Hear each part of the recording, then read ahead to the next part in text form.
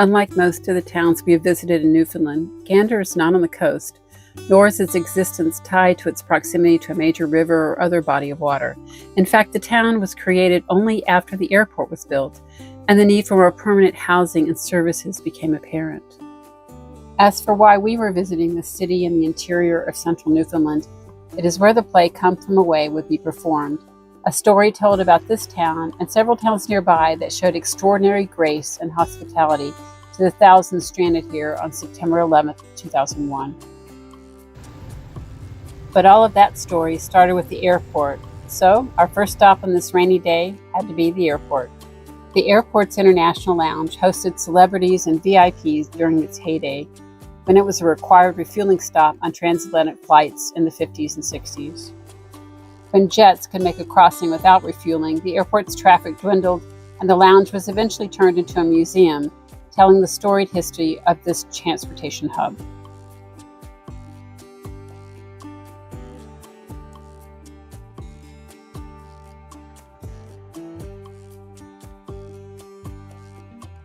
The airport was built in the late 30s for transatlantic flights before it was even thinkable to fly a commercial plane across the ocean.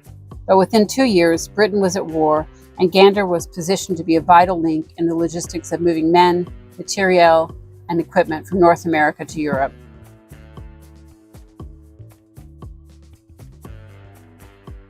After the war, Canada wanted to put its best foot forward by creating an airport that would make a statement of welcome, comfort, and style.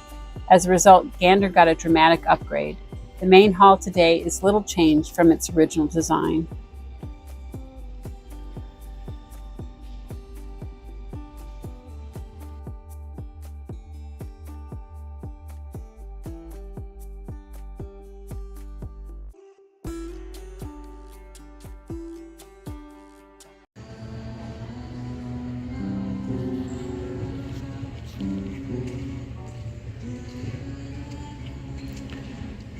So while this furniture looks ordinary in its day, it was revolutionary and modern and made for a very luxurious experience.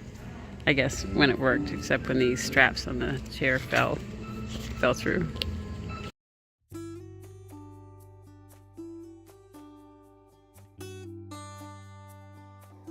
No longer a major air traffic hub, its capabilities allowed it to provide a valuable safe haven on 9/11 when U.S. airspace was closed. 38 planes landed here within 3 hours, and then 7,000 passengers and crew had to be housed, fed, and cared for 4 days.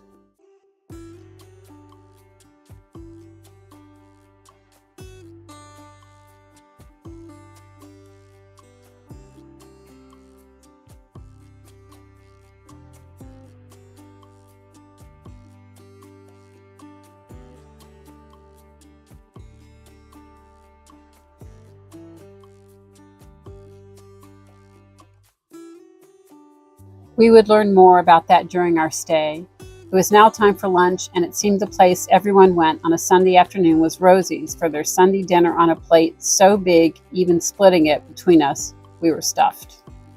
But we had to take some snacks home as well. Basically, it says it's a moose fart. But what is it? And it's a question I never thought I'd ask you, but how do you like your moose fart? You have to try it to understand. There's a second one. Okay. So you can try that. So I'll have to try See what you think. Let me look at the inside. Okay, so the inside looks like... Okay. Go for it. Okay. Oh, it's got chocolate chips in it. Wow, that's, they're not melted chocolate chips. Oh. It's like a really dense donut hole. Is it coconut? Yeah, there's coconut in it. Coconut and chocolate chips. And chocolate chips. It's very dense. Yeah. Like breading. I don't know. I'm not really describing it well, But if Moose put that out, and the Newfoundlanders collect it, it's not a bad It's not a bad thing to be able to serve your guests. You are so full of yourself. Be staying at Jonathan's Pond Campground north of town, which was a former provincial park turned into a private campground. I think I was about to step on it when he...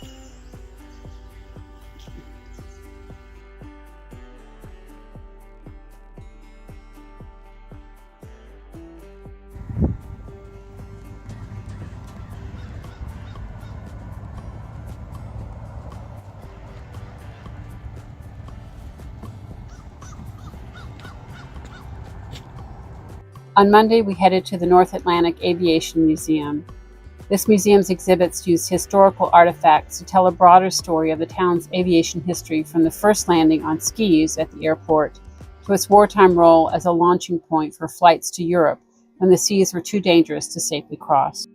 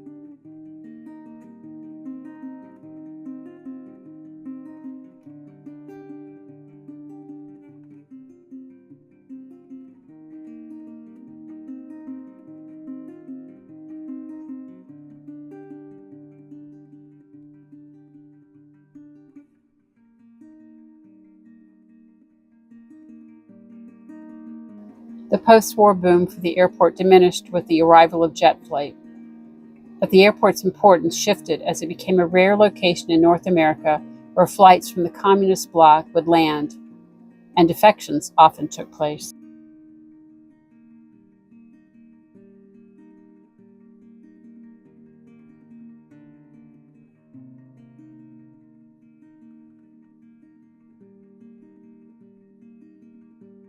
The story of 9/11 is told from the air controller's point of view, as you can listen to a recreation of the tower's communication with flights on that day.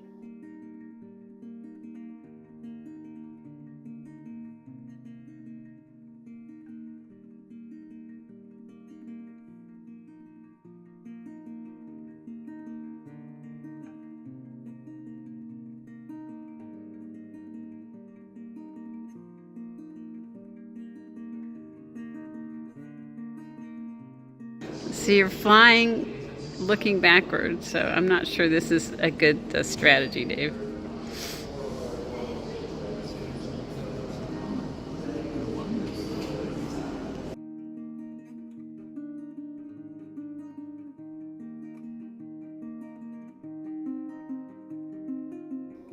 Our lunch this day was at another local favorite, Lily's Landing, great fish and chips. In 1985, a military transport plane coming from Egypt was carrying peacekeepers back to Kentucky after their deployment, and after taking off, refueling at Gander and then taking off, just after the lifted off, the plane exploded and crashed. And this is a memorial to the 285 people who died, the soldiers and their crew.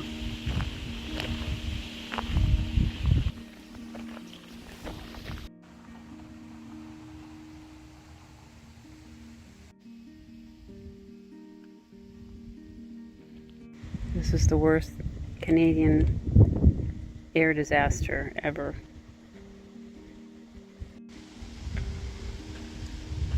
statue of a soldier with two children is mirrored, is facing Kentucky, and it has a mirror in the town where in Kentucky where these soldiers were headed.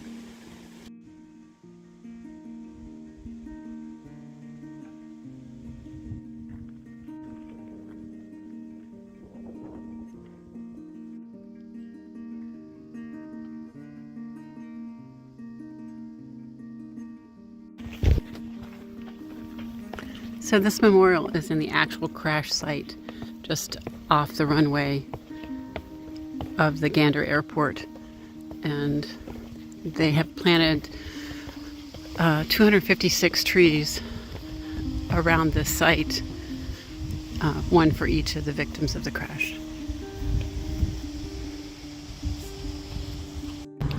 The road to the Silent Witness Memorial needs a little bit more maintenance.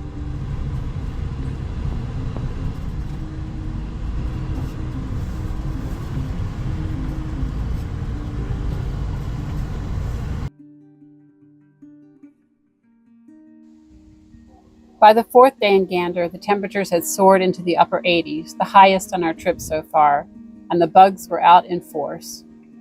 While we explored the entrance to the trails at the Thomas Howell Demonstration Forest, we chose not to venture down them.